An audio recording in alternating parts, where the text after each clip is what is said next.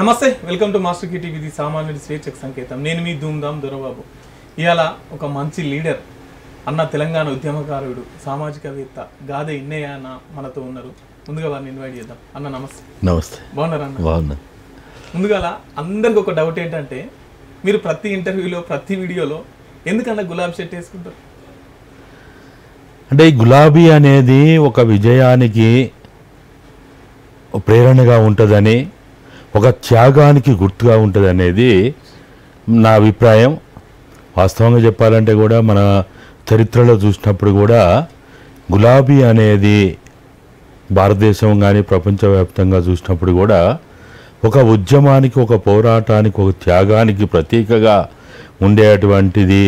సరే, ఎర్ర జెండా ఎట్లా త్యాగాలకి విజయానికి సంకేతంగా ఉన్నదనేది కార్మిక వర్గ నాయకత్వంలో ఆ రోజు చికాగోలో జరిగినటువంటి ఆ రక్త తర్పణ ద్వారా ఆవిర్భవించినటువంటి ఎర్ర జెండా ఉన్నప్పటికీ ఒక త్యాగానికి, ఒక విజయానికి సంకేతంగా గులాబీ కూడా ఉంటుందనే అభిప్రాయంతో తెలంగాణ రాష్ట్ర సాధన కూడా త్యాగాల పునాదుల మీద విజయ సంకేతం, విజయాన్ని ముద్దాడాలనే అభిప్రాయంతో గులాబీ రంగుని ఆ రోజు 2000 సంవత్సరంలో ఏర్పాటు చేసుకోవడం జరిగింది. ఇప్పటికీ తెలంగాణ ఉద్యమ ఆకాంక్షలు ఇంకా నెరవేరలేదు కాబట్టి, అమరవీరుల ఆశయాలు నెరవేరలేదు కాబట్టి, ఆ ఆశయ సాధనలో, ఉద్యమ ఆకాంక్షల సాధనలో ముందుకు తీసుకుపోయే క్రమంలో మేము పనిచేస్తున్నాం కాబట్టి దానికోసమని చెప్పి ఈ గులాబీ అంటేనే ఈరోజు తెలంగాణ రాష్ట్ర సాధనకి ఒక సంకేతంగా ఉన్నటువంటిది కాబట్టి దాన్ని దృష్టిలో పెట్టుకునే నేను ధరించడం జరుగుతూ ఉన్నది. ఇంటర్వ్యూలు అప్పుడే కాదు, నేను ఎక్కడికి పోయినా, ఫంక్షన్లకు పోయినా, ఇంకే కార్యక్రమాలకు పోయినా, ఎక్కడ ఉన్నా కానీ, ప్రయాణంలోనైనా ఇతరత్ర కార్యక్రమాలు పాల్గొన్నప్పుడు కూడా ఇదే దుస్తులను ధరించి ఉండడం జరుగుతుంది. టిఆర్ఎస్ పార్టీ జెండా కలర్ కూడా గులాబీ, అది మీరు రూపొందించారు అన్నట్టు వార్త ఎంతవరకు కరెక్ట్? వాస్తవం అది 100% అది చరిత్రలో రికార్డ్ అయినటువంటి అంశం. అది 2000 సంవత్సరంలో తెలంగాణ రాష్ట్ర సమితి అనే ఆ పేరుని నామకరణం చేసింది కూడా నేనే. అదేవిధంగా దానికి ఏ జెండా ఉంటే బాగుంటుంది, ఏ రంగు జెండా ఉంటే బాగుంటుంది అనే దాంట్లో ఆలోచించినప్పుడు మల్టీ కలర్స్తో కూడినటువంటి జెండా ఉంటే అది మన ఆదివాసీ గూడాల్లోనైనా, గిరిజన పల్లెల్లోనైనా, గ్రామాల్లోనైనా, దళిత బహుజన వాడల్లోనైనా, లేకపోతే పట్టణ బస్తీలలోనైనా ఈ అతి సునాయాసంగా, అతి అవలీలగా ఏ జెండానైతే మనం చేతబట్టి గుండెలకు అద్దుకున్నట్టుగా ముందుకు తీసుకుపోగలుగుతాము తెలంగాణ వాదాన్ని, నినాదాన్ని అనే ఆలోచన చేసినప్పుడు ఒకటే రంగు ఉండాలి, అది కూడా చాలా అందుబాటులో ఉండాలనే ఆలోచనతో చేసినప్పుడు త్యాగాల పునాదులది, విజయ సంకేతంగా ఉన్నటువంటి ఒకే రంగుగా ఉన్నటువంటి ఆ జెండా ఉంటే బాగుంటుంది. ఎక్కడ ఎవరైనా ఏ దుకాణంలో పోయినా అవలీలగా దాన్ని తెచ్చుకొని దాన్ని కుట్టించుకొని జెండాని రెపరెపలాడించడానికి ఈ సింగిల్ కలర్ అయితే బాగుంటుందనే ఆలోచనతోటి మేము అన్వేషణ చేసినప్పుడు అనేక దేశాల, అనేక రాష్ట్రాల, అనేక పార్టీల జెండాలని, అనేక సంఘాల జెండాలను చూసినప్పుడు ఈ గులాబీ అనేది అమెరికాలో ఒక సంఘానికి వేదికగా ఉన్నటువంటి మాకు అప్పుడు అభిప్రాయం చేయడం వల్ల నేనే దీన్ని ప్రతిపాదించి కేసీఆర్కి చెప్పడం, కేసీఆర్ కూడా దాని వెంటనే దాన్ని ఆమోదించడం, ఇట్లా పేరు కానీ జెండా కానీ రూపకల్పన చేయడంలో ఆ రోజు 2000 సంవత్సరంలో ఏర్పాటు చేసుకున్నాం. దాని తర్వాత కనీసం 7-8 నెలలు ఆగిన తర్వాత ఏప్రిల్ 27 పార్టీ ఆవిర్భావంలో మొట్టమొదటిసారిగా ఈ గులాబీ రెపరెపలాడించినాం. సరే, ఈ తెలంగాణ ఉద్యమం పార్టీ ఇదంతా దానికంటే ముందు మీపై జరిగిన దాడి, మీ చేని కోల్పోవడం, ఒక్కసారి ఆ సంఘటన ఏ విధంగా జరిగింది? అంటే నేను పీపుల్స్ వార్ పార్టీలో భాగంగా రాయలసీమ ప్రాంతంలో పనిచేస్తున్నప్పుడు విద్యార్థుల్లో కానీ, యువకుల్లో కానీ, రైతుల్లో కానీ, కార్మికుల్లో కానీ అన్ని రంగాల ప్రజలను ఏకం చేస్తూ ముందుకు తీసుకుపోతున్న క్రమంలో అనంతపురం జిల్లా కేంద్రంగా నేను పనిచేస్తున్నప్పుడు ముఖ్యంగా గుంటకల్లు, ఉరవకొండ, లేకపోతే ఇంకా చుట్టుపక్కల గుత్తి, లేకపోతే ఇంకా పెనుగొండ, ధర్మవరం, ఇట్లా అనేక ప్రాంతాల్లో పనిచేస్తున్న క్రమంలో ప్రమాదవశాత్తుకి నా చేతులనే బాంబు పేలడం, అప్పుడు అక్కడనే వేళ్ళు పడిపోవడము, దాని తర్వాత రక్తస్రావంతో నేను సుదీర్ఘంగా ప్రయాణం చేయడం, కాలినడక బండ్ల ప్రయాణం చేస్తూ అంతిమంగా నేను రాష్ట్ర సరిహద్దులు దాటి అక్కడ ఆపరేషన్ చేయించుకొని దాని తర్వాత మళ్ళా హైదరాబాదులో గద్దరన్న సహకారంతో ఇక్కడ ట్రీట్మెంట్ని కొనసాగించి ఆ విధంగా ఆ రోజు 2 సంవత్సరాలు అనేక రకాల ప్రయోగాలు, ఆపరేషన్లు చేసినా కానీ చివరికి సక్సెస్ కాకపోవడం వల్ల ఇంకా పూర్తిగా దీన్ని అప్పటికే మిగిలినటువంటి అవయవాన్ని కూడా తీసేయాల్సినటువంటి పరిస్థితి ఏర్పడ్డది. ఆ విధంగా జరిగింది. అందులోకి ఎందుకు పోవాలనుకున్నారు? మీ ప్రయాణం ఏ విధంగా జరిగింది? అంటే పీపుల్స్ వార్ పార్టీ కంటే ముందు నేను విద్యార్థి దశలో ఉన్నప్పుడు అంటే హై స్కూల్ స్టాండర్డ్లో ఉన్నప్పుడే నేను ఒక చర్చ్ ప్రీస్టుని కావాలని, ఫాదర్ని కావాలని నేను ఎంతో ఆలోచన చేసి నిర్ణయించుకొని 3 సంవత్సరాలు అంటే 8th, 9th, 10th క్లాస్ చదువుతున్నప్పుడు మైనర్ సెమినరీ అనే సెమినరీలో ఉండి నేను ఈ క్రీస్తు బోధన, బైబిల్ బోధన ద్వారా ఈ సమాజానికి ఉపయోగపడాలి అనే ఆలోచనతోటి ఏది ఏమైనా నేను ఒక సామాజిక సేవా రంగంలో ఉండాలి, సమాజ మార్పులో ఉండాలి, మానవీయ కోణములతోటి బతకాలి అనే ఆలోచనతోటి చిన్నప్పుడే నేను నిర్ణయించుకున్నా. కాబట్టి ఆ ప్రయత్నం చేసినాం. దాని తర్వాత అది అక్కడ నేను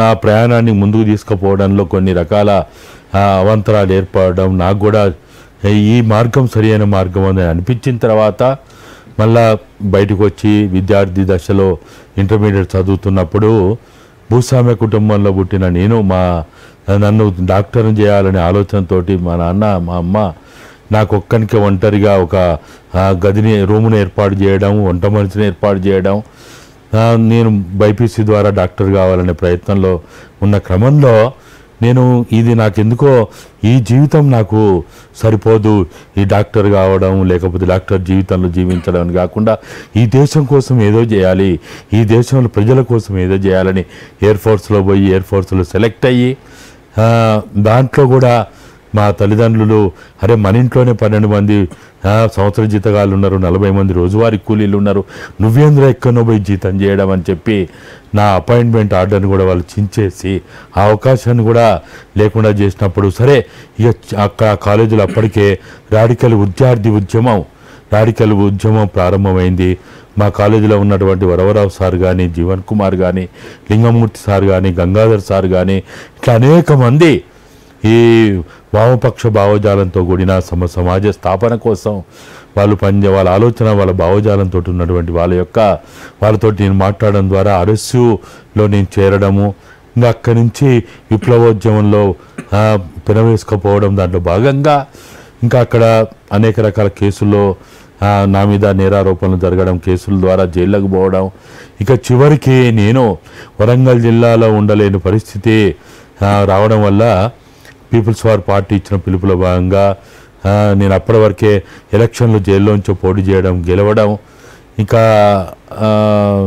నన్ను అక్కడి నుంచి షిఫ్ట్ చేసి మెదక్ జిల్లాలకు పంపడం, అక్కడ కూడా ఉండలేని పరిస్థితులు హైదరాబాద్ కేంద్రంగా, ఉస్మానియా కేంద్రంగా పనిచేయడం, ఇంకా ఇక్కడ కూడా ఉండలేని పరిస్థితి అయినప్పుడు సుదూర ప్రాంతమైన రాయలసీమ ప్రాంతానికి నన్ను శ్రీ వెంకటేశ్వర యూనివర్సిటీ, శ్రీ కృష్ణదేవరాయ యూనివర్సిటీలో విద్యార్థి ఉద్యమ నిర్మాణంలో పాల్పంచుకోవడానికి పంపిన. అట్లా నేను అంచెలంచెలుగా అందులో జీవితం ఎట్లుంటుంది, అందులో తిండి ఎట్లా, నీళ్ళు ఎట్లా, ఇంకా మహిళల పరిస్థితి అయితే చాలా ఘోరం. వాళ్ళు ఎట్లా ఉంటారు అసలు? అంటే ఇది ఇష్టపడి ఎంచుకొని పనిచేసిన కార్యక్రమం కాబట్టి ఇక మీరు అన్నట్టు తిండి గురించి ఆలోచన చేయడమో, స్నానం గురించి ఆలోచన చేయడమో, ఆరోగ్యం గురించి ఆలోచన చేయడమో ఇవన్నీ పెద్ద ప్రాధాన్యత కాదు. టాప్ ప్రయారిటీ సమాజ స్థాపన, సామాజిక న్యాయం, అంతరాలు లేని సమాజం, నిత్యం ఎట్లా సమాజం పోవాలి, ప్రజాస్వామ్య విలువలు అందరికీ దక్కాలి, శ్రమదోపిడీ లేని సమాజం రావాలి, ఇట్లా ఈ రకమైనటువంటి ఆలోచనలు ఉండడం వల్ల మీరు అన్నటువంటి సమస్యలు ప్రధాన సమస్యలు కాదు.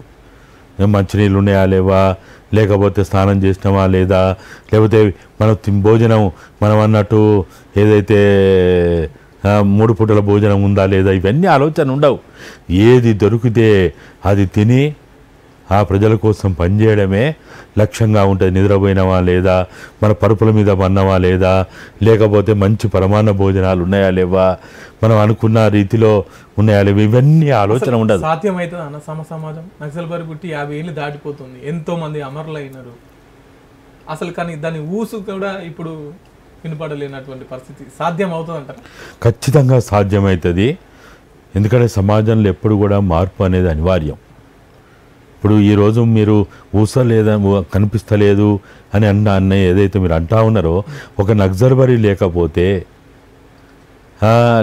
ఒక ఎమ్మెల్యే పార్టీ రాజకీయాలతోటి ఇక్కడ లేకపోతే, సరే గతంలో కూడా ఒక భగత్ సింగ్ కావచ్చు, ఒక అల్లూరి సీతారామరాజు కావచ్చు, ఒక కొమరం భీం కావచ్చు, ఒక దొడ్డి కోమరయ్య కావచ్చు, ఒక సర్దార్ పాపన్న కావచ్చు, లేకపోతే ఇంకా అనేక మంది చాకలైలమ్మ లాంటి వాళ్ళు కావచ్చు, మగ్దు మొయినుద్దీన్ లాంటి వాళ్ళు కావచ్చు, ఇట్లా ఎంతోమంది, ఒక జలియన్ వాలా బాగు లేకపోతే భారతదేశానికి స్వాతంత్రం లేదు, ఒక ఉరికంబాన్ని భగత్ సింగ్ కావచ్చు, సుఖదేవ్ కావచ్చు, రాజ్గురు లాంటి వాళ్ళు ఉరికంబాన్ని ముద్దాడకపోతే భారతదేశానికి స్వాతంత్రం లేదు. ఏదో మనం అనుకున్నట్టు ఉప్పు సత్యాగ్రహం ద్వారా లేకపోతే ఇంకా ఇతర కార్యక్రమాల ద్వారా భారతదేశాన్ని బ్రిటిష్ వాళ్ళు వదిలిపెట్టిపోయిందని అని అనుకోవడం తప్పది. ఒక డయర్ని, ఒక నరాంతకుడైనటువంటి డయర్ని వదిలిపెట్టకుండా అంతమొందించడం లేకపోతే ఈ దేశం నుంచి బ్రిటిష్ వాళ్ళు వెళ్ళిపోయే వాళ్ళు కాదు. ఈరోజు తెలంగాణ సమాజంలో నిజాముని ఇక్కడి నుంచి పారదోలింది తెలంగాణ ప్రజలు, తెలంగాణ గడ్డలో ఉన్నటువంటి పాలకులు కాదు. ఏదో మిలిటరీ వచ్చింది లేకపోతే మిలిటరీ సైన్యం వచ్చి ఎల్లగొట్టిందంటే అది కాదు.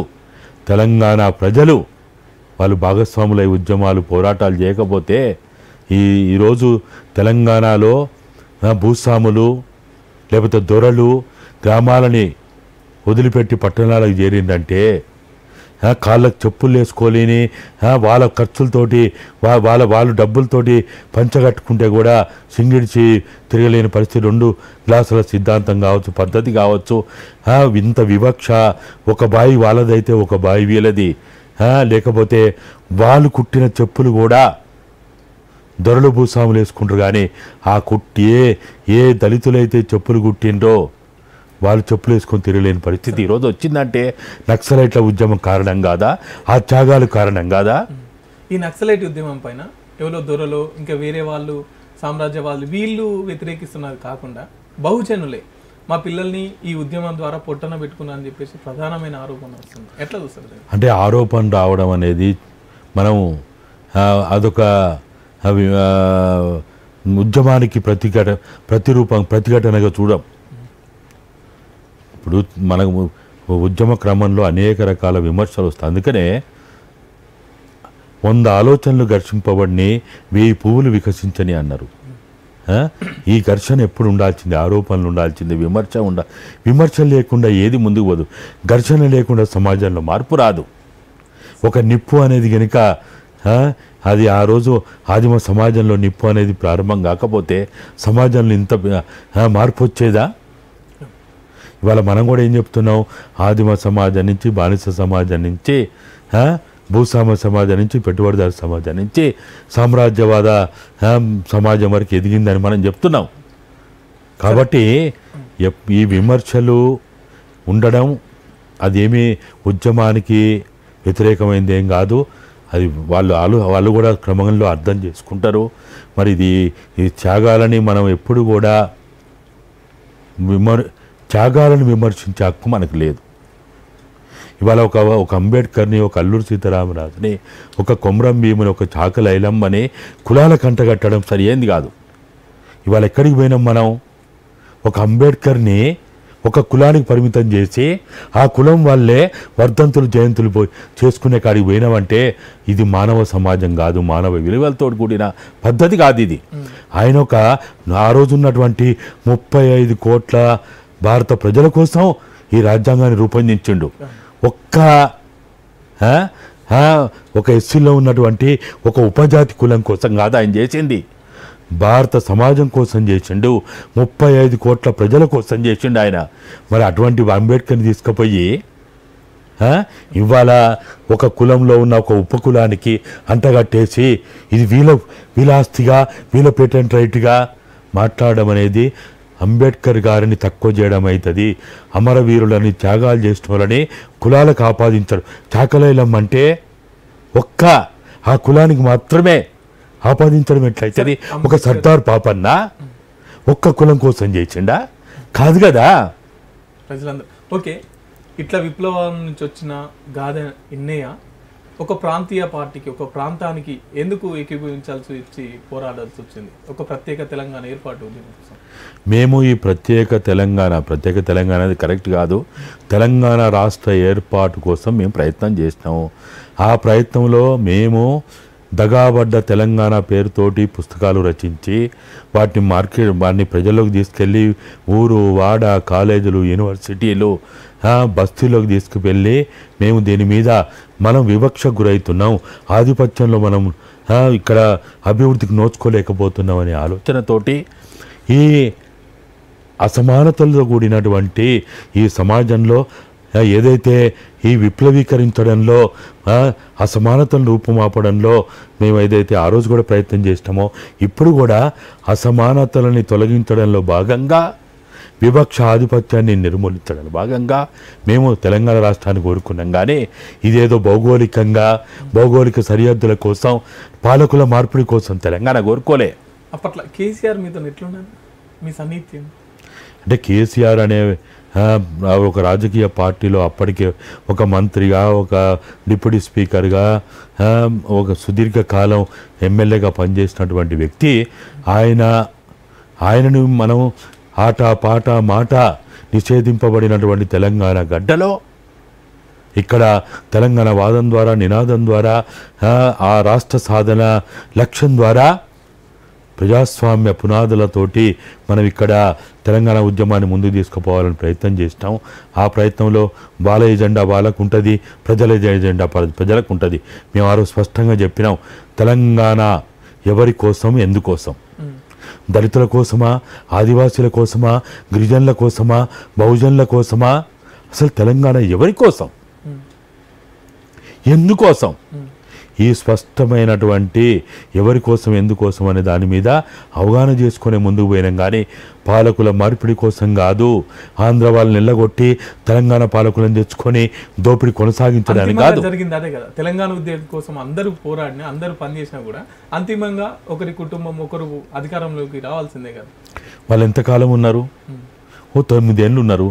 దోచుకునే కాడికి దోచుకున్నారు, దాచుకునే కాడికి దాచుకున్నారు. మీరు ఒక్కడే గుర్తుపెట్టుకోండి, మనం ఏదైతే నిజాం నిరంకుశ పాలన అంటామో, నిజాం నిరంకుశ పాలనలో కూడా వాళ్ళు కొన్ని వేల లక్షల ఎకరాలని కాజేసిండ్రు, అనేక రూపాల్లో దోపిడీ చేసిండ్రు. రహదారి పన్ను పేరుతోటి, జుట్టు పన్ను పేరుతోటి ఎన్నో చేసిండ్రు. అయినప్పటికీ నిజాము ముడ్డికి మొలదారం కట్టుకున్నట్టు ఆయన ఈ భూమిని కట్టుకొని పోలే, భూమిని ఇక్కడనే వదిలిపెట్టిపోయింది కదా. రేపు ఎర్రవెల్లి ఫామ్ హౌస్ అయినా, జన్వాడ ఫామ్ హౌస్ అయినా ఈ వీళ్ళందరూ అక్రమంగా అన్యాయంగా దోచుకున్నటువంటి ఈ భూములన్నీ ప్రజల పరమైతాయి. మీరు ఏమి అనుమానం పెట్టుకోకూరి. నిజాము దోచుకున్న భూములు ఏమైనా పోయినాయా అవి?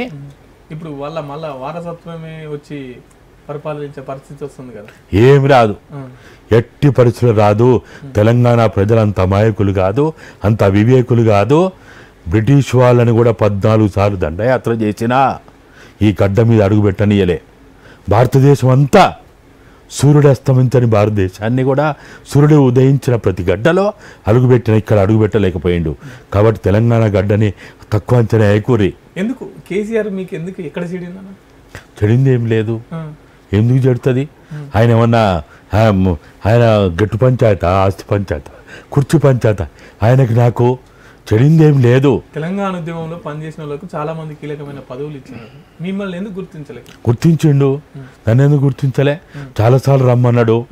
అంటే నాకు ఇప్పుడు అల్లం నారాయణకి ఇచ్చిండు, చక్రపాణికి ఇచ్చిండు, ఇంకెవరో నందిని సిద్ధారెడ్డి, లేకపోతే ఎవరు దేశపతి శ్రీనివాసో, రసమయ్య, ఇంకా అనేక మంది ఎమ్మెల్యే పార్టీలో పనిచేసిన వాళ్ళు కూడా ఇచ్చిండు. అయితే ఏమైంది? ఏమైనా లాభం జరిగిందా? ప్రజలకు ఏం జరిగింది? తెలంగాణ కోసం పోరాడేందుకు మనలు కొంత పదవులు అనుభవించారు. అంటే పదవుల కోసం తెలంగాణ తెచ్చుకున్నది పదవుల కోసం కాదు. ప్రజలకి ఉపయోగకరమైనటువంటి విద్యారంగంలో మార్పు కోసం, వైద్య రంగంలో మార్పు కోసం, ఉపాధి రంగాన్నే క్రమబద్ధీకరణ చేసి చట్టబద్ధం చేయడం కోసం, తెలంగాణలో ఉన్న సంపదని రక్షణ చేసి కాపాడడం కోసం, వీటన్నిటితో పాటు సెల్ఫ్ రెస్పెక్ట్తో కూడినటువంటి, ఆత్మగౌరవంతో కూడినటువంటి తెలంగాణ పాలన ఉండాలని తెలంగాణ తెచ్చుకున్నాం. కానీ పదవుల కోసం కాదు, కుర్చీల కోసం కాదు, బుగ్గల కోసం, బుగ్గకారుల కోసం కాదు. ఇవేవి తెలంగాణ వచ్చిన తర్వాత జరగలేదంటారా? మీరు చెప్పండి, జరిగితే ఒక స్కూల్ బాగైందా? ఒక హాస్పిటల్ బాగైందా? మీరు కూడా గ్రామీణ ప్రాంతాల నుంచి వచ్చారు కదా. మీ మండలంలో, మీ నియోజకవర్గంలో, మీ జిల్లాలో స్కూళ్ళు ఏమైనా బాగుపడ్డాయా? ఈ 2014 ముందు ప్రభుత్వ పాఠశాలలో చదివే, ప్రభుత్వ కాలేజీల్లో చదివే విద్యార్థుల కంటే 2023-24లో ఏమన్నా పర్సంటేజ్ పెరిగిందా? మీరు చెప్పండి. ఆ రోజున్న టీచర్ల కంటే ఈరోజు ఇంకా టీచర్ల సంఖ్య తగ్గింది. ఆ రోజున్న స్కూళ్ళ కంటే ఈరోజు ఇంకా స్కూళ్ళ సంఖ్య తగ్గింది. ఇది పురోగమనమా, తిరోగమనమా? ఇదేనా మార్పు అంటే? ఈ మార్పు కోసమేనా తెలంగాణ తెచ్చుకున్నది? కరెంట్ వస్తుంది, నీళ్ళు వస్తున్నాయి అంటే కరెంటు లేనప్పుడు, నీళ్లు లేనప్పుడు తెలంగాణ సమాజం బతకలేదా? లాంతర్ల కింద, కొవ్వొత్తుల కింద చదువుకొని సైంటిస్టులు కాలేదా? ఇంజనీర్లు కాలేదా? డాక్టర్లు కాలేదా? ఇదేనా అభివృద్ధి అంటే? అబ్బా, బంజారా హిల్స్, జూబ్లీ హిల్స్, రెడ్డి హిల్స్, మహేంద్ర హిల్స్లో దగ్గర వెళ్తున్న చూస్తే ఇదా అభివృద్ధి? ఆదివాసీ గూడాల్లో మార్పు వచ్చిందా? అక్కడ ఒక హాస్పిటల్ వచ్చిందా? రవాణా వసతి వచ్చిందా? వైద్య సౌకర్యాలు వచ్చినాయా? నీటి వసతి వచ్చిందా? మీరనే నీళ్లు, మీరనే కరెంటు ఎక్కడున్నది?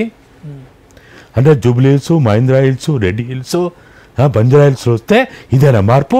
100 ఫీట్ల వెడల్పుతోటి, 200 ఫీట్ల వెడల్పుతోటి రోడ్లు వస్తే ఇదేనా అభివృద్ధి? అభివృద్ధి అంటే ఇదేనా? జీడిపి ఇంత శాతం పెరిగింది, అంత శాతం పెరిగిందని చెప్పుకోవడానికా? అంకెల గారడి కాదు. ప్రజల్లో బతుకుల్లో మార్పు రావాలి. ప్రజల్లో బతుకులు ఏం మార్పు వచ్చిందని చెప్పండి. ప్రజల్లో బతుకుల్లో మార్పు వచ్చిందంటే మీరు అన్నట్టు మేము కూడా అంగీకరిస్తాం. ఆదివాసీ గూడాల్లో ఏమైనా మార్పు వచ్చిందా? ఇప్పటికి కూడా నెత్తి మీద కుండలు పెట్టుకొని నీళ్లు తెచ్చుకుంటారు. ప్రసవించే తల్లి వేదన భరించలేక ఇంకా ఆ గూడాల్లోనే బిడ్డని చేతుల్లో చంపుకుంటా ఉన్నారు, అమ్ముకుంటా ఉన్నారు. ఇదేనా అభివృద్ధి అంటే? కాంగ్రెస్ పార్టీలో ఏమైనా జరగబోతున్నాను? లేదు, చేరేదేం లేదు. అంటే కేసీఆర్ మీద ఇంత వ్యతిరేకంగా మాట్లాడుతున్నారు కదా, కాంగ్రెస్ పార్టీతో ఏమన్నా? నేను ఈ పార్టీ మంచిది, ఈ పార్టీ గొప్పదని ఎప్పుడు చెప్పా. పాలకులు ఎవరైనా కానీ వాళ్ళకు ఉండాల్సిన లక్షణాలు వాళ్ళకే ఉంటాయి. వాళ్ళ లక్షణాలు ఏం మారవు. పాలకులు గొప్పోళ్ళు అనుకోవడం, బుద్ధిమంతులు అనుకోవడం, ఇప్పుడు టీఆర్ఎస్కి దించి కాంగ్రెస్ని తెచ్చుకున్నామంటే ఇదేదో గొప్పదని కాదు. నష్ట నివారణ కోసమే తెచ్చుకున్నాము. ఈ నష్టం ఇంకా కొనసాగొద్దు. 9.5 ఏళ్లలో జరిగిన విధ్వంసం ఏ రంగంలో జరగలేదు? విద్యారంగంలో జరిగింది, వైద్య రంగంలో జరిగింది, ఉపాధి రంగంలో జరిగింది. భూములు కొన్ని వందల వేల సంవత్సరాలుగా కాపాడబడిన భూములు, పైగా భూములు, సర్ఫకాజ్ భూములు, ఎండోన్మెంట్ భూములు, వక్ఫ్ బోర్డు భూములు, సీలింగ్ భూములు, చెరువులు, కుంటలు, మాన్యాలు, చికాలు ఏమున్నాయి ఇప్పుడు మిగిలే? ఏమున్నదక్కో మా తెలంగాణలో అని చెప్పుకోవాల్సిన పరిస్థితి వచ్చింది. ఇప్పుడు ఇంత విధ్వంసం ఇక జరగడానికి వీల్లేదనే ఒక్క ఆశతోటే, ఒక్క ఆలోచనతోటే ఆ పార్టీని దించి పార్టీ వచ్చింది. కానీ ఆశపడుతున్నాం, నమ్మకం లేదు కానీ ఆశపడుతున్నాం. ఇప్పుడు నా క్వశ్చన్ ఏంటంటే అన్న, మీలాంటి వాళ్ళు తెలిసిన వాళ్ళు అధికారంలో ఉండి అధికారంలో కొన్ని మార్పులు చేర్పులు చేయాలి, కానీ అధికారంలోకి వెళ్లకుండా ప్రజలు మార్పు కావాలంటే ఎట్లా వస్తుంది? ఎందుకు రాదు? ఇప్పుడు భారతదేశానికి స్వాతంత్రం రాకముందు ఆదిమ సమాజం నుంచి ఇక్కడి వరకు మార్పులు వచ్చినాయి. పోరాటాలు, ఉద్యమాల ద్వారా మార్పులు వచ్చినాయి. కానీ ఇవాళ ఇన్ని రకాల మార్పులు తెలంగాణ దేని ద్వారా వచ్చింది? దేని ద్వారా వచ్చింది? అంతేనా? అంతేనా కాదా? లేకపోతే వచ్చినా? సుమారు 2000 దాకా అనన్య త్యాగాలు చేస్తే తెలంగాణ వచ్చింది. కానీ మన 2 ఎంపీల ద్వారా తెలంగాణ వచ్చిందా? 2 ఎంపీలే కదా ఆ రోజు పార్లమెంట్లో బిల్లు పాస్ అయినప్పుడు ఉన్నది. టీఆర్ఎస్కు ఉన్నది ఎంతమంది? కాబట్టి పోరాటాలు లేకుండా ఇప్పుడు ఒక చికాగో పోరాటం ఉద్యమం లేకపోతే 8 గంటల కార్మికుల పని విధానం అనేది వచ్చేదా? మహిళా ఉద్యమాలు లేకపోతే మహిళలకు హక్కులు వచ్చేదా? ఇవాళ ఈ భారతదేశానికి ఒక రాజ్యాంగం వచ్చిందంటే ఎట్లొచ్చింది? ఉత్తనే వచ్చిందా? భారతదేశానికి రాజ్యాంగం వచ్చింది, చట్టాలు వచ్చినాయి, ఒక పార్లమెంటరీ వ్యవస్థ వచ్చింది. ఎట్లొచ్చినాయి? అనేక శ్రమ ఉంటుంది, అనేక పోరాటాలు ఉంటాయి, అనేక కష్టాలు ఉంటాయి. అంతేనా? బ్రిటిష్ వాళ్ళు ముద్దు పెట్టుకుంటూ పోయినరా? లేదు, అట్లా ప్రజల పక్షాన నుండి ఎంతసేపు అయినా కొట్లాడుతూ ఉంటారు. ఇప్పుడు మేము ఏదో ఆనందం కోసం, వినోదం కోసం ఏదో పిచ్చిలేసి కొట్లాడతలేము. ఇవాళ తెలంగాణ ఉద్యమ ఆకాంక్షలు నెరవేరితే, తెలంగాణ కోసం అనన్య త్యాగాలు చేసిన అమరుల ఆశయాలు నెరవేరితే మనకేం అవసరం? ఎవరి మీద కోపమా? ఎవరి మీద కోపం లేదు కదా. మనం ఏమంటున్నాం? మీరు ఏది చెప్పిండ్రో 2014 ఆగస్టులో అమరవీరుల కుటుంబాల కోసం జీవో నెంబర్ 80 అసెంబ్లీ సాక్షిగా విడుదల చేసిండ్రు. దాన్ని అమలు చేయమంటున్నాం. ఈ ప్రభుత్వం 6 గ్యారంటీలో ఒక గ్యారంటీ తెలంగాణ కోసం అనన్య త్యాగాలు చేసిన ఉద్యమకారులకి మేము వాళ్ళ సంక్షేమం చూస్తాం, 250 గజాల నివాస గృహాల్లో ఏర్పాటు చేస్తామన్నారు. అది అడగడం తప్ప? ఇవాళ మేమేం అడుగుతున్నాం? బీర్లు బిర్యానీలు అడుగుతున్నావా? గంట పెండరాలు తొడగమంటున్నావా? లేకపోతే బోకలు ఇవ్వమంటున్నావా? శాలువాలు కప్పమంటున్నావా? అది అడుగుతలేం కదా. మేము అడుగుతున్నది మీరు ఏది చెప్పిండో, ఈ దేశంలో రాజ్యాంగంలో ఏముందో అదే చేయమంటున్నాం, చట్టాలు ఏమున్నాయో అదే చేయమంటున్నాం. గుంతమ్మ కోరికలు కోరతలేం. అరే, నువ్వు రాసుకున్న రాజ్యాంగం, నువ్వు నచ్చిన రాజ్యాంగం, నువ్వు ప్రమాణం చేస్తున్న రాజ్యాంగం ప్రకారమే అమలు చేయమంటున్నావు. సరే, ఇందుకోసమేనా భారత్ బచావో అనేది ఏర్పాటు చేసింది? భారత్ బచావో అనేది ఈ భారతదేశంలో ఉన్నటువంటి save democracy, save secularism, save federalism, వీటన్నిటితో పాటు అతి ముఖ్యమైనది సేవ్ కాన్స్టిట్యూషన్. సేవ్ కాన్స్టిట్యూషన్తో పాటు కాన్స్టిట్యూషన్లో ఉన్న సెక్యులరిజాన్ని, ఫెడరలిజాన్ని, డెమోక్రసీని ఈరోజు మనం కోల్పోయే పరిస్థితి వచ్చింది. మనుస్మృతి, మనువాద పాలకులు రాబోతున్నారు, ఆల్రెడీ ఉన్నారు వాళ్ళు. ఇంకా నిస్సిగ్గుగా రాబోయే రోజుల్లో 2024 తర్వాత 3వసారి కనుక మోడీ ప్రభుత్వం వస్తే, ఈ ఆర్ఎస్ఎస్ మానస పుత్రికైనా ఈ బీజేపీ పాలన వస్తే ఈ దేశంలో ఇంకా రాజ్యాంగం ఉండదు. డాక్టర్ బాబాసాహెబ్ అంబేద్కర్ గారు ఏదైతే రాజ్యాంగాన్ని రచించిండని, లేకపోతే రాజ్యాంగ కూర్పులో ఆయన పాత్ర పోషించడని ఏదైతే చెప్పుకుంటా ఉన్నామో, ఈ రాజ్యాంగం ఉండదు ఇంకా. నా ఉద్దేశంలో అయితే 2024 ఇప్పుడు జరగబోయే ఎన్నికలే ఇది చిట్ట చివరి ఎన్నికలు అవుతాయి. ఇక రాబోయే రోజులు ఎలక్షన్లు ఉండవు, సెలక్షన్లే ఉంటాయి. కాబట్టి అటువంటి ఒక భయంకరమైనటువంటి పరిస్థితి రాకుండా ఉండాలంటే, ఏనాడో మనం చూసిన ఫాసిజాన్ని, ఒక హిట్లర్ని, ఒక ముస్సోలిని ఇప్పటికి చదువుకుంటా ఉన్నాం. కానీ అది ఆ రోజు భారతదేశంలో ఇలా కళ్ళారా చూడాల్సిన పరిస్థితి వస్తున్నది. ఎట్లా ఈ భారత్ బచావో అనేది రాజకీయ పార్టీగా మారబోతుందా? కాదు, ఇది రాజకీయ పార్టీ కాదు, ఒక ఆర్గనైజేషన్ కూడా కాదు.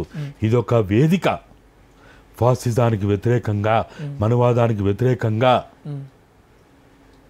ఎవరెవరైతే ఉన్నారో సంఘాల పేర్లతోటి, సంస్థల పేర్లతోటి, పార్టీల పేరుతోటి ఉన్నారో వాళ్ళందరినీ ఐక్యం చేయడం కోసమే మేము ఒకటే చెప్తున్నాం. మనం విడిపోతే ఓడిపోతాం, మనం కలిస్తే గెలుస్తాం. మనం కలిస్తే గెలుస్తాం, విడిపోతే ఓడిపోతాం. కాబట్టి మీరు చూడండి, 2019లో పార్లమెంటులో బీజేపీకి 300 సీట్లు వచ్చినప్పుడు కూడా వాళ్ళ పర్సంటేజ్ ఓట్లు ఎంత? 37%.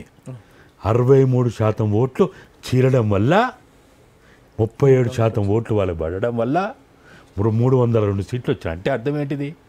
ఈ 63% ఓట్లు చీలిపోయినాయి.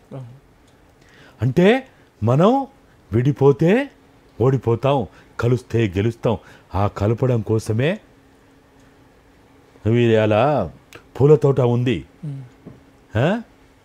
కానీ దండ చేసేటువంటి పూలదండ చేసేవాళ్ళు లేకపోవడం వల్ల సిద్ధాంతాల పేరుతోటి రాద్ధాంతాల పేరుతోటి అనేక రకాలైనటువంటి ఇగోలతోటి మనం విడిపోయినాం.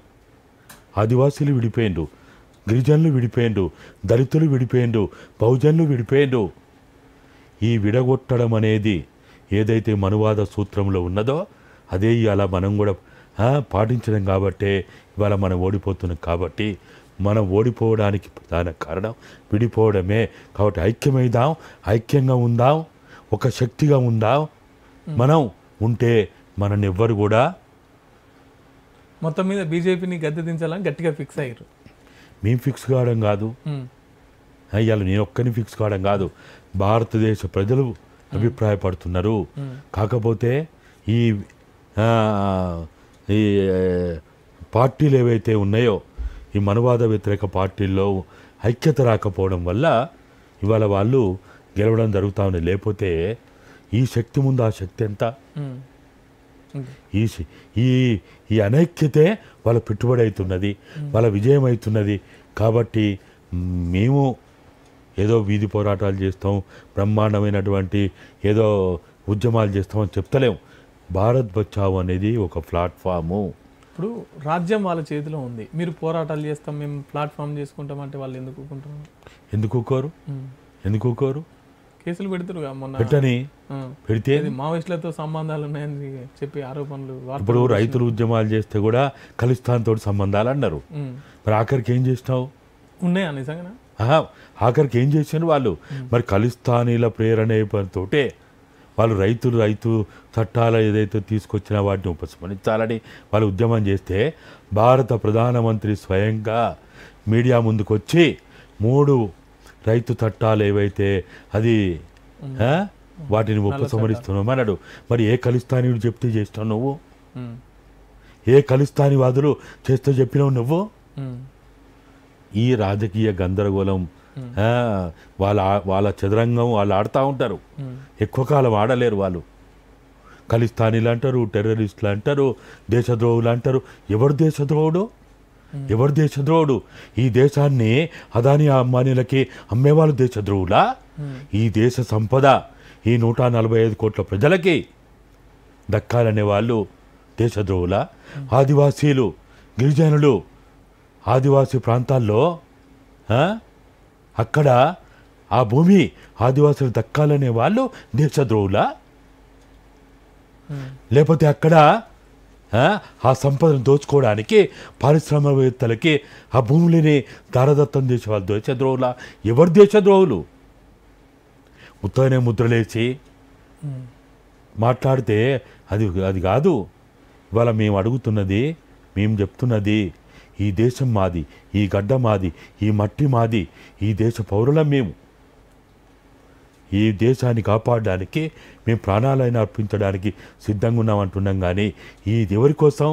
ఏ చైనా కోసం, ఏ రష్యా కోసం, ఏ పాకిస్తాన్ కోసం, శ్రీలంక కోసం, పక్కన నేపాల్, బర్మా ఇటువంటి దేశాల కోసం కాదు, ఈ దేశం కోసం. ఓకే, సరే. ఒక దశాబ్ది కాలం తర్వాత మన రాష్ట్రంలో ఒక పార్టీని గద్దె దించి ఇంకో పార్టీ అధికారంలోకి వచ్చింది. కొత్తగా వచ్చిన కాంగ్రెస్ ప్రభుత్వం చాలామంది ఉద్యమకారులకి కొంత గుర్తింపు ఇస్తుంది. అట్లా మీకేమన్నా ఆహ్వానం పంపింది? మేము ఒక్కరి కోసం, ఒక్కరి ప్రయోజనాల కోసం పనిచేయడానికి రాలేదు. ఈ తెలంగాణ కోసం అనన్య త్యాగాలు చేసినటువంటి, ఫస్ట్ ప్రాణాలు కోల్పోయినటువంటి, ప్రాణాలు అర్పించినటువంటి, రక్తతర్పణ చేసినటువంటి ఆ కుటుంబాలను ఆదుకోమన్నాం. వాళ్ళ చరిత్ర రికార్డు చేయమంటున్నాం. వాళ్ళని ఈ దేశం ఈ తెలంగాణ గడ్డ ఉన్నంతకాలం, భారత చిత్రపటంలో 29వ రాష్ట్రంగా ఉన్నంతకాలం ఆ చరిత్రని సువర్ణాక్షరాలతోటి భద్రపరచాలంటున్నాం. అట్లనే అనన్య త్యాగాలు చేసిన ఉద్యమకారులు ఒక ఇన్నయ్యకో, ఒక కోదన్ రామ్కో, ఇంకొకరికో ఇస్తే మేము వాళ్ళ మోచేతి నీళ్లు తాగడానికి కాదు, వాళ్ళ పాదాలకి అడుగులకు మడుగులొత్తడానికి కాదు. మేము అడుగుతున్నది మా కోసం కాదు, తెలంగాణ త్యాగాలు చేసిన వాళ్ళ కోసం అడుగుతున్నాం, మార్పు కోసం అడుగుతున్నాం. ఏ లక్ష్యాలతోటి అయితే, ఏ విద్యారంగ మార్పు, వైద్య రంగ మార్పు, ఉపాధి రంగ మార్పు, లేకపోతే ఈ సంపద రక్షణ కోసం సెల్ఫ్ రెస్పెక్ట్తో కూడినటువంటి తెలంగాణ సమాజం కావాలన్నామో దానికోసం అడుగుతున్నాం. కానీ పదవుల కోసం, కుర్చీల కోసం, బుగ్గకారుల కోసం. ఒక ఇన్నయ్యకి ఇస్తావు అయితే ఏంది, ఒక కోదండరాంకి ఇస్తావు అయితే ఏంది. అంటే తెలంగాణ సమాజం మార్పు జరిగినట్ట, తెలంగాణ ప్రజల జీవితాల్లో మార్పులు జరిగినట్ట. మేము 100% మార్పు కూడా అడుగుతలేము, కనీసం 60% మార్పు అన్న జరగాలి, ఇది అడుగుతున్నాం మేము. 100% మార్పు అడుగుతలేము. అరే నువ్వు ఏవి చెప్పినావు గది చేయండి. నేను ఏమంటున్నా అంటే మళ్ళీ ఇంతకుముందు రిపీట్ క్వశ్చన్, అధికారంలో ఉంటే మన వాళ్ళకి మనం అనుకున్న పని కొంతైనా చేయొచ్చు కదా అనేది ఉద్దేశం. ఇప్పుడు మీరు అన్నట్టే అనేక మంది రిజర్వేషన్ల ద్వారా, ఎస్సీ రిజర్వేషన్ ద్వారా ఎమ్మెల్యేలు అయ్యారు, ఎంపీలు అయ్యారు, మంత్రులు అయ్యారు, ముఖ్యమంత్రులు అయ్యారు. గిరిజన అట్లా అనేక మంది, వాళ్ళంతా ఎస్టీల ద్వారా గిరిజనులు, అనేక విభాగాల్లో ఉన్న గిరిజనులు. ఛత్తీస్గఢ్ ముఖ్యమంత్రి ఎవరు ఇప్పుడు? ఎవరు? ఆదివాసే కదా. ఇవాళ మరి ఛత్తీస్గఢ్లో ఏం జరుగుతున్నది? మారణ హోమం జరుగుతున్నది. జార్ఖండ్ ముఖ్యమంత్రి ఎవరు? ఈ దేశ ప్రధాని ఎవరు? మరి ఆయన కూడా నేను బీసీ అంటున్నాను కదా. మరి ఏం జరిగింది? ఏం జరుగుతున్నది? అంటే బీసీలు, ఎస్సీలు, దళితులు, ఆదివాసీలు ముఖ్యమంత్రి. ఇప్పుడు ఈ దేశానికి రాష్ట్రపతి గారు ఎవరు? ఎవరు? ఎవరు? ముర్ము. ఆదివాసీ. ఒక ఒరిస్సాలోనే మారుమూల కాలిన కనీసం రవాణా వసతి లేని గూడాల్లో పుట్టినటువంటి బిడ్డ ఇవాళ రాష్ట్రపతి అయితే మరి ఈ దేశంలో ఏం మార్పు వచ్చింది? ఆ ఒరిస్సాలో, ఆ జిల్లాలో, ఆ గూడాల్లో మార్పు వచ్చిందా? ఆ ప్రజల్లో మార్పు వచ్చిందా? దేశం అంతా వదిలిపెడదాం. ఆమె ఏ గడ్డ మీద అయితే పుట్టిందో, ఏ జిల్లాలో అయితే పుట్టిందో, ఏ రాష్ట్రంలో అయితే పుట్టిందో, ఆ ఒరిస్సాలో ఆదివాసీ ప్రజల్లో మార్పు వచ్చిందా? వీళ్ళు తిన్నదరగక త్యాగాలు చేస్తూ ఉన్నారా? బలుపెక్కి పోరాటాలు చేస్తూ ఉన్నారా? ఉద్యమాలు చేస్తూ ఉన్నారా? ఇవాళ ఏమడుగుతున్నారు వాళ్ళు? మా సంపద పైన మాకు హక్కు ఇవ్వండి, మా సంపదని మేము కాపాడుకుంటాము, ఆ సంపదని కొన్ని తరాలుగా, వందల వేల లక్షల సంవత్సరాలుగా ఈ ప్రాంతాన్ని, ఈ గడ్డని మేము కాపాడినాము. ఇవాళ ఏమైంది? అక్కడ ఏం జరుగుతున్నది? ఆదివాసీ డెవలప్మెంట్ కూడా అవసరం కదన్న. డెవలప్మెంట్ చేయమంటున్నాం, ప్రజల డెవలప్మెంట్ అంటున్నాం. ప్రజల్లో మార్పు తీసుకురావాలండి. ఇవాళ మీరు వీళ్ళ చిత్తశుద్ధి ఉంటే ఆదివాసీ ప్రాంతాల్లోనే బీడీ ఆకు ఉత్పత్తి అవుతుంది, అక్కడి నుంచి ఉత్పత్తి అవుతుంది. బీడీలు తయారు చేసి ఆ జీవన ఉపాధిని ఆ ఆదివాసులకు ఎందుకు కల్పిస్తలేరు? ఆకు మాత్రం అక్కడిది కావాలి, ఇక్కడ బీడీలు మాత్రం ఇక్కడ తయారు కావాలి.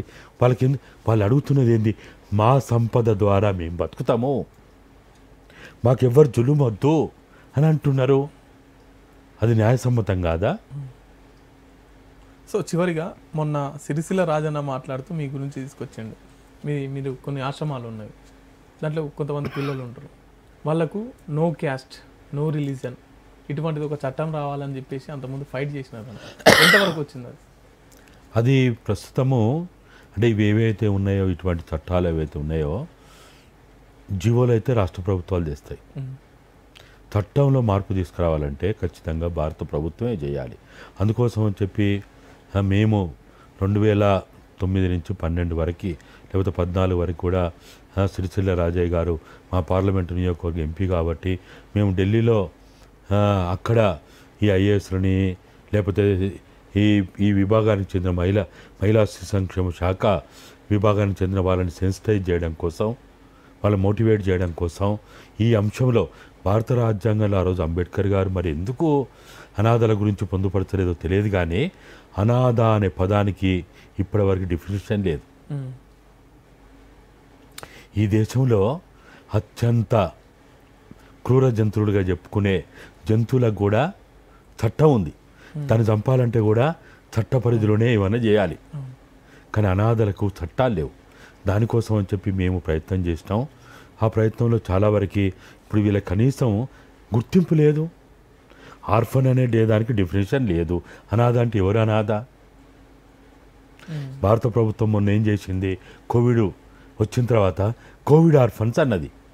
అంటే Covid orphans, cyclone orphans, earth cake orphans, accident orphans. తల్లిదండ్రులు డైవర్స్ తీసుకుంటే పిల్లలు అనాథలైతే తల్లిదండ్రులు డైవర్స్ ఆర్ఫన్స్ అంటారా? కాదు కదా, ఆర్ఫన్ ఈజ్ ఆర్ఫన్. కాబట్టి దానికోసం అని చెప్పి మేము ఆ రోజు, ఇప్పుడు తల్లిదండ్రులు ఎవరో తెలియని వాళ్ళు ఉంటారు. తల్లిదండ్రులు ఎవరో తెలియనప్పుడు కులం తెలియదు, మతం తెలియదు, ప్రాంతం తెలియదు, ఏదీ తెలియదు. అరే నేను ఎవరికి పుట్టినో తెలియదురా నాయన అని మొత్తుకుంటుంటే, నీ కులం ఏదని స్కూల్ అడ్మిషన్ అప్పుడు అడిగితే వాళ్ళు ఏం చెప్పాలా? నీ మతం ఏదంటే ఏం చెప్పాలా? వాడు చెప్పగలిగేది ఒక్కటే, నేను భారత పౌరుణ్ణి, భారత పౌరురాల్ని మాత్రమే చెప్పగలుగుతారు. ఇక మిగతా ఏవి చెప్పలేరు. నీ రెసిడెన్స్ ఎక్కడ, నీ క్యాస్ట్ ఎక్కడ, ఎట్లా నడిపించుకుంటూ వస్తున్నా అటువంటి సమస్య వచ్చినప్పుడు ఏం చేస్తాం? ఏదో మెర్సీతోటి నడుస్తున్నది. మెర్సీతోటి కాదు మేము అడుగుతున్నది, దయా దాక్షిణ్యాలతో అనాథాలను చూడడం కాదు, హక్కుల ద్వారా అనాథాలని కాపాడాల. దయా దాక్షిణ్యాలు ఎందుకు? అరే వాళ్ళు పౌరులు, వాళ్ళు ఈ దేశ పౌరులు, వాళ్ళు ఈ గడ్డ మీద పుట్టిండ్రు, భర్తమాత ముద్దు బిడ్డలు, వాళ్ళు అమ్మ నాన్న కోల్పోవడం వాళ్ళ తప్పు కాదు కదా. తప్పు కాదు కదా. సైక్లోన్ వస్తుంది చనిపోతారు, ఎర్త్ కేక్ వస్తుంది చనిపోతారు తల్లిదండ్రులు. వాళ్ళు చేస్తారు ఏ నేరాన్ని చేయకుండా అనాథలైన వాళ్ళని నేరస్తులుగా చూడడం, ఇది భారతదేశానికి, భారత ప్రజాస్వామ్యానికి మంచిది కాదు. ప్రజాస్వామ్యం ఉంది, స్వాతంత్రం తెచ్చుకున్నాం, స్వేచ్ఛగా ఉన్నాం, మన రాజ్యాంగం చాలా గొప్పదని మాటల్లో చెప్పుకోవడం కాదు. వాళ్ళ నిలబెట్టి 15 ఆగస్టు రోజు, 26 జనవరి రోజు జెండాలు ఎగిరేసి, వాళ్ళ చేతుల్లో జెండాలు పెట్టి, పప్పు బెల్లాలు ఇచ్చి వాళ్ళని మాత్రం ఈ భరతమాత ముద్దు బిడ్డలుగా గుర్తించకపోతే, జెండాలను చూసి మరి వాళ్ళు జెండాలు పట్టుకొని వాళ్ళు మేము ఈ దేశ పౌరులం అని చెప్పుకుంటారు. కానీ వాళ్ళ స్థానం ఎక్కడుంది? అందుకనే మెర్సీతోటి కాదు, దయాదాక్షిణ్యాలతోటి కాదు, వాళ్ళకు కూడా హక్కులు కావాలి. వాళ్ళు మనసు, అరే నువ్వు జంతువులకు హక్కులు ఇచ్చినావు, పక్షులకు ఇచ్చినావు, క్రూర మృగాలకు ఇచ్చినావు హక్కులు, మరి వాళ్ళకి ఇవ్వవా? అందుకోసం అని చెప్పి మేము ఆ రోజు క్యాస్ట్ తెలియకుండా, రిలీజియన్ తెలియకుండా, రెసిడెన్స్ తెలియకుండా వాళ్ళకి ఆ రోజు మేము అడిగినాం. సిరిసిల్ల రాజయ్య గారు ఎంతో పెద్ద మనసుతోటి మాకు ఆ రోజు ఆయన ఎంపీగా ఉండి మాకు ఎంతో సహకరించండు. అట్లా అనేక మంది సహకరించడం వల్లనే ఈరోజు వాళ్ళకి ఆధార్ కార్డు వస్తుంది, ఓటర్ ఐడి వస్తున్నది, బ్యాంకులు అకౌంట్ చేసుకోగలుగుతున్నారు, విదేశాలకు పోవడానికి పాస్పోర్ట్ దొరుకుతున్నాయి. ఇన్ని రకాల ఏదో మేము చిన్న చిన్న ప్రయత్నాలు చేయడం వచ్చి మేమేం అడుగుతున్నాం, వాళ్ళకి చట్టం ద్వారా, అరే ఇప్పుడు ఎస్సీలకి, ఎస్టీలకి, బీసీలకి వాళ్ళ తల్లిదండ్రులు ఐఏఎస్లు అయితే, ఐపీఎస్లు అయితే కూడా లక్షల కోట్ల ఆస్తులు ఉంటే కూడా వాళ్ళకి నువ్వు రిజర్వేషన్ ద్వారా నువ్వు అవకాశం కల్పిస్తున్నావు. అరే నేను ఎక్కడ పుట్టినో, ఎవరికి పుట్టినో తెలియనటువంటి వాళ్ళకి నీ కులం ఏంటిది, నీ ఆదాయం ఎంత, ఆదాయ సర్టిఫికేట్ లేకపోతే ఫీజు రీయింబర్స్మెంట్ లేదు, స్కాలర్షిప్స్ లేవు.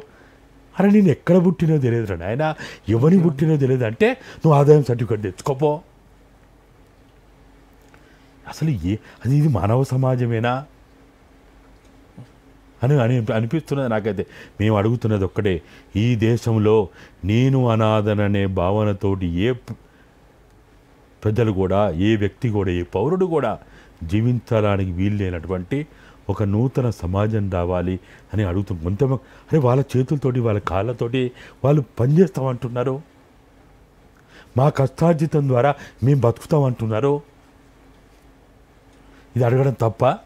సో చివరిగా మా మాస్టర్ కి టీవీ ప్రేక్షకులు కానీ, సమాజం కానీ, కొత్తగా ఏర్పడిన రేవంత్ రెడ్డి కాంగ్రెస్ ప్రభుత్వాన్ని కానీ ఏం చెప్పాలంటారు? మేము చెప్పేది ఒక్కటే, మీరు మాటల గారడీ బంద్ చేయండి.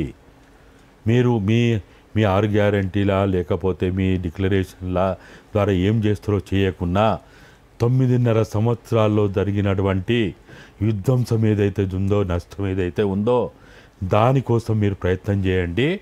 భూములు అన్యాక్రాంతమైనవి, భూములు వాళ్ళు కొన్ని వేల ఎకరాల భూమిని ఇవాళ వాళ్ళు ఇష్టం వచ్చిన రీతిలో వాళ్ళు దాచుకున్నారు కాబట్టి ఆ భూమిని తిరిగి ఈ ప్రభుత్వ పరం చేయండి అని మేము చిన్న కోరిక. అది మేము మాకు ఇవ్వమంటలేము, ప్రభుత్వ పరం చేయమంటున్నాం. సో చూస్తున్నారు కదండి, ఇది గాథ అయినానతోని దొరబాబు బరాబర్ ముచ్చట. చూస్తూనే ఉండండి మాస్టర్ టీవీ, ఇది సామాన్యుడి స్వేచ్ఛకు సంకేతం. Thank you.